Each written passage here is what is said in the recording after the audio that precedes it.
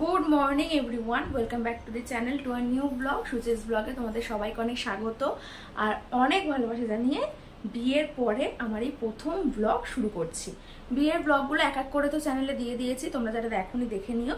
আর বিয়ের ব্লগগুলোর পরে আমার এটা ডেইলি লাইফের প্রথম ব্লগ। তো সকাল এখন 5:30 মতো বাজে। সকাল সকাল ঘুম থেকে উঠে আমি আর আমার বর দুজনেই রেডি হয়ে নিয়েছি, কারণ যাচ্ছে একটু ঘুরতে। বিয়ে হয়ে গেছে প্রায় 14-15 দিন মতো হয়ে গেছে, কোথাও ঘুরতে যাওয়া হয়নি। তো ফাইনালি আজকের শনিবার, আজকে আমাদের একটা জায়গায় ঘুরতে যাওয়া ঠিক হয়েছে, সেই জন্য রেডি হয়ে নিয়েছি, বেরিয়ে যাব এবার। ও নিচে বাথরুমে গেছে, ও এসে, ছেলেদের তো রেডি হতে জানো বেশিক্ষণ সময় লাগে না, তাড়াতাড়ি রেডিটা হয়ে নেবে। রেডি হয়ে গেলে আমরা বেরিয়ে যাব। কোথায় যাচ্ছি, কদিনের জন্য যাচ্ছি সেটা জানতে হলে অবশ্যই পুরো ব্লগটা দেখতে হবে, তাহলে তোমরা জানতে পারবে। আপাতত আমার ব্যাগটা গোছানো সব কমপ্লিট। তবে যাচ্ছি 3 দিনের জন্য, মানে আজকে শনিবার, আজকে যাচ্ছি শনি রবি, সোমবারে আমরা সন্ধ্যেবেলা আবার ফিরে আসবো, মানে 2-3 দিনের জন্য। তো চলো সারাদিনের ব্লগটা দেখতে থাকো। এই প্রথম আমি আর আমার বর একসাথে থেকে কোথাও ঘুরতে যাচ্ছি, এই ফার্স্ট টাইম, প্রথম ঘুরতে যাওয়া আমাদের। আমরা যখন প্রেমও করেছি তখন আমরা কোথাও সেভাবে ঘুরতে টুরতে যাইনি, কোথাও যাইনি ঘুরতে বলতে গেলে। তো আমাদের প্রেম জীবন হোক বা বিবাহিত জীবন হোক, সব মিলিয়ে এটাই আমাদের প্রথম ঘুরতে যাওয়া। চলো তোমরা সারাদিন সাথে থাকো, দেখতে থাকো।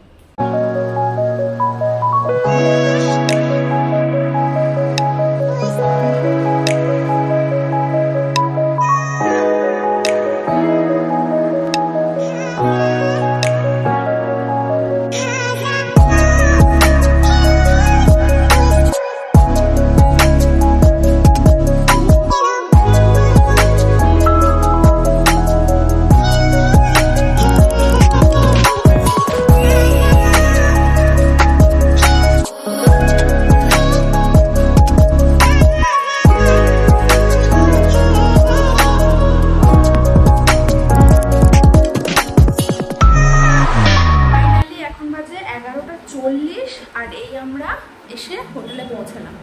তো বকখালিতে এসছি আমরা, আর বাড়ি থেকে বেরিয়েছিলাম 5:30 নাগাদ। এখানে এসে পৌঁছালাম এই ধরো 12টা বাজে। প্রচণ্ড গরম, প্রচণ্ড। আর মানে কি বলবো, আমাদের বকখালিতে আসতে গেলে আমাদের সোনারপুর স্টেশন থেকে লক্ষ্মীকান্তপুর নামখানা লোকালে উঠতে হয়। আর ওই নামখানা লোকালে এত অসম্ভব ভিড় ছিল ওই সকালবেলার ট্রেনটা, প্রচণ্ড ভিড়, মানে ব্যাগ থেকে ফোন স্ট্যান্ড বার করা ইম্পসিবল ছিল। তার জন্য পুরো ট্রেন জার্নিটায় মোটামুটি ট্রেনের 2 থেকে 2.5 ঘন্টার মতো লাগলো আসতে। পুরো ট্রেন জার্নিটা দাঁড়িয়ে দাঁড়িয়ে দাঁড়িয়ে দাঁড়িয়ে আসতে হয়েছে। লাস্টের দিকে সিট পেয়ে গেছিলাম, কিন্তু ওই ফোন মানে ব্যাগ থেকে স্ট্যান্ড সমেত ফোন বার করার কোনো জায়গা ছিল না। তো কিচ্ছু দেখাতে পারিনি রাস্তাঘাট। স্টেশনে নেমে টোটোতে উঠে যখন ওই রাস্তা দিয়ে আসছে বকখালির দিকে, স্টেশন থেকে, নামখানা স্টেশন থেকে, তখন ওই টুকটাক একটু ভিডিও করে তোমাদেরকে দেখালাম। আর এখানে এসে তো বলেই দিলাম যে আমরা বকখালিতে এসেছি ঘুরতে, কারণ তোমরা তো জানো যে আমি নতুন একটা বাচ্চাদের স্কুলে অ্যাজ আ টিচার জয়েন করেছি। তো আর কদিন পর থেকেই তো ওদের পরীক্ষা। এবার আমাদের পুরীতে যাওয়ার কথা হচ্ছিল, যে পুরী যাওয়া হবে, কিন্তু এখন আমাকে স্কুল থেকে 1 সপ্তাহের জন্য ছুটি দেবে না। এই বিয়ে পারপোসে আমি প্রায় 20 দিন মতো স্কুল থেকে ছুটি নিয়েছিলাম। 20 দিন থেকে ছুটি নিয়ে আমাদের বিয়েটা মিটে গেল, তারপরে 1 সপ্তাহ হচ্ছে স্কুলে জয়েন করেছি। এবার এখনই যদি আমি আবার মানে 1 সপ্তাহের জন্য ছুটি নিই, আমাকে দেবে না ছুটিটা। তো সেই জন্যই ঠিক করা হলো জাস্ট 2 দিনের জন্য বকখালিতেই চলে আসা যাক, ধারে কাছে। এই শনি রবি থেকে সোমবার দিন আমরা আবার বিকেলের দিকে হোটেল ছেড়ে দেবো। তো চলো বকখালিতে পৌঁছে গেছি, একটু নিচের দিকে যাই। আমাদের রুমটা পরে তোমাদেরকে দেখাচ্ছি, পুরো রুমটা কেমন কি আছে। আপাতত নিচে যাই, তোমরা সাথে থাকো আর দেখতে থাকো। সবাই মিলে একটু ফ্রেশ হয়ে নিয়ে দুপুরে খাওয়া দাওয়া করে এখন মোটামুটি 3:30 থেকে 4টে বাজে। আর আমাদের হোটেলের সামনেই লোকাল একটা বাচ্চা ছেলে ব্যাট আর বল নিয়ে এসেছিল, একা একা খেলছিল। লাস্টে দেখো আমার বর বেরিয়ে আর ওর সাথে একটু ব্যাট বল খেলছে। যেহেতু হালকা হালকা বিকেল মতো হয়ে গেছে, রোদ্দুরটাও পড়ে গেছে, সেই জন্যই ও হোটেল থেকে বেরিয়ে দেখলো বাচ্চাটা একা খেলছে বলে একটু মজা করার জন্য খেলতে চলে এলো। বাবা আমার দিকেই, হ্যাঁ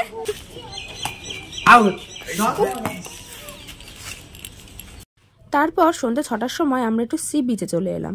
আর বকখালিতে যেটা বললাম, আমি আগে কখনো আসিনি, এই ফার্স্ট টাইম। এবার বিচে দাঁড়িয়ে যেরকম দীঘাতে বা পুরীতে আমরা দেখেছি এরকম বিচে দাঁড়িয়ে সামনেই সমুদ্রের জল শুরু হয়ে যায়। তো এখানে দাঁড়িয়ে আমি ভাবছিলাম যে সামনেই হয়তো জল, ওই সাদা সাদা অংশগুলো জল ওখান থেকে শুরু হয়েছে। তারপর আমার বড় বল ওখান থেকে জল না, এখনো 1 কিলোমিটার হেঁটে যেতে হবে, তারপর জল দেখতে পাবি। তো যাই হোক, আবার সেই সকালের অপেক্ষায় রইলাম যে কখন সকাল হবে আর সমুদ্রটাকে প্রাণ ভরে চোখ ভরে দেখতে পাবো। তার মধ্যে বিচে এরম ঘটি গরম করছিল, তো সবাই মিলে আমরা একটু ঘটি গরম খেয়ে নিচ্ছিলাম। আর কি প্রসেসে বানাচ্ছিল সেটাই দেখাচ্ছিলাম তোমাদেরকে। বেশ ভালোই লাগছিল খেতে, এই সমুদ্রের বিচে ঘুরে ঘুরে এইসব জিনিসগুলো খেতে কিন্তু খুব ভালো লাগে। এটা খেয়ে নিয়ে তারপর আমরা একটু মাছ কাঁকড়া দোকানে চলে গেলাম। মানে পুরী, দীঘা, বকখালি যে কোনো জায়গায় এলে তো একটু মাছ কাঁকড়া খেতে তো সবার আগেই মন চায়। তো তার জন্য এখানে দেখছিলাম যে কি মাছ খাওয়া যায় বা কি কাঁকড়া টাকড়া কে কি খাবে। সব থেকে ভালো লাগছিল চিংড়ি মাছগুলো দেখতে। চিংড়ি মাছগুলো দেখো কি বড় বড় আর কি দারুণ দেখতে লাগছে না? তো যাই হোক, এখান থেকে আমরা লোটে মাছ নিয়েছিলাম, বেশ অনেকটা লোটে মাছ ফ্রাই করে নিয়েছিলাম, কারণ লোটে ফ্রাইটা খেতে সত্যি খুব ভালো লাগে। এই যে দেখো লোটে ফ্রাইগুলো একদম পুরো গরম গরম, খুব ভালো লাগছিল খেতে। তারপরেই আমরা বিচ থেকে বেরিয়ে বাজারে মানে লোকাল মার্কেটে গেছিলাম। লোকাল মার্কেট থেকে মাছ কিনছিলাম রাত্রিবেলা খাওয়ার জন্য। রাতে আমাদের ডিম রান্না হবে, আর তার সাথে এখান থেকে এক রকমের মাছ নেওয়া হয়েছিল, যেটা মাছ ভাজা করা হয়েছিল।